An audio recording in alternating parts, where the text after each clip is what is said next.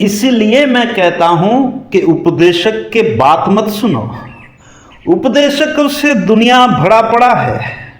आज तक दुनिया में किसी ने भी कोई लाभ नहीं कर पाया उपदेशक से।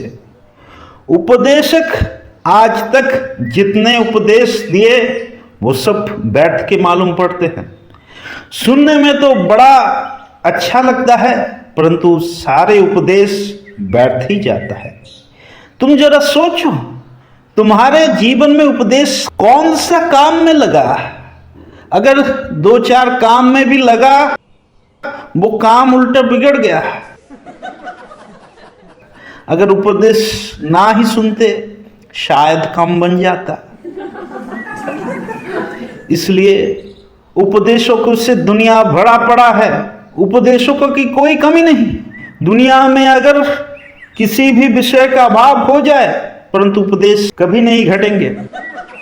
उपदेशों से दुनिया हमेशा भरा पड़ा रहेगा। अगर दुनिया में एक भी मनुष्य बच गया, तो वो भी जान लेना उपदेशक ही बचेगा। इसलिए उपदेश मत देना, ना उपदेश सुनना। तुम अपना उपदेश अपने पास रखो, मुझे अपना उपदेश अपने पास रखने दो। दुनिया में प्रेम का अभाव है, मित्रता का अभाव है। इसलिए अगर हो सके तो प्रेम करो और प्रेम पाओ।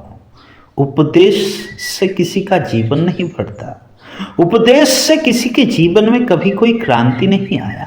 आया है तो प्रेम से, आया है तो हृदय से, आया है तो अंतर से, आया है जब एक का हृदय दूसरे के लिए रोया, उससे, उपदेश से नहीं, अहंकार से नहीं। ब्रह्मानंद अपने जीवन में बिल्कुल व्यर्थ एक मनुष्य मालूम पड़ रहा था। वो जो भी काम कर रहा था सब व्यर्थ ही बन रहा था। ब्रह्मानंद बड़ा चिंतित था। उसको कोई भी काम दो, उसको काम में मन नहीं लगता था। अब ब्रह्मानंद करे तो क्या करे? कुछ भी काम करने जाता, बेचारे का मन नहीं लगता। वो गए अपने गुरु के पास, सलाहकारों के पास, उपदेशकों के पास, शायद कुछ उपदेश मिल जाए, सलाह मिल जाए। सब ने ब्रह्मानंद को एक ही सलाह दिया, अगर काम में मन लगाना है तो बस एक काम कर लो। सबने उपदेश दिया कि तुम्हारा जीवन का उन्नति इस कारण से स्थगित है कि तुम मेहनती नहीं हो। अब मेहनती अगर बनना है तो जाओ, मेहनती लोगों के साथ जुड़ जाओ। आज से शुरू करो मेहनत करना। जाकर मेहनती लोगों से जुड़ो और अपने आप ही तुम मेहनती बन जाओगे। ब्रह्मानंद को बड़ा आशा मिला।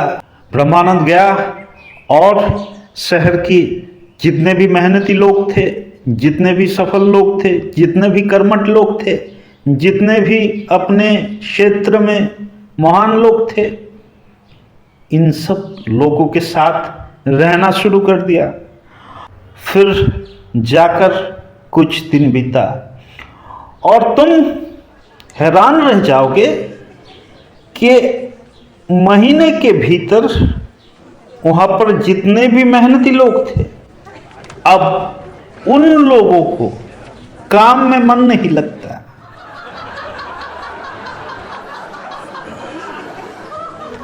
ऐसे है उपदेशकों की उपदेश। वो उपदेश देते हैं एक तरीके से, तुम उनके उपदेश को लेते हो दूसरे तरीके से। उपदेशों का कोई भरोसा नहीं और उपदेश में कोई बोध पैदा नहीं होता। हाँ, उपदेश सुनो, विचार करो, अगर अपने बोध में उतर जाए तो उसका पालन करो।